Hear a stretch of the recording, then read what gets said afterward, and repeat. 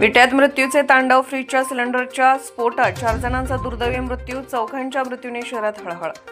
विट्यात electronic साहित्य विक्री करणाऱ्या दुकानात अचानकपणे फ्रीजच्या सिलेंडरचा स्फोट होऊन या गंभीर दुर्घटनेत 4 जणांचा होरपळून मृत्यू झाल्याची घटना घडलेली आहे।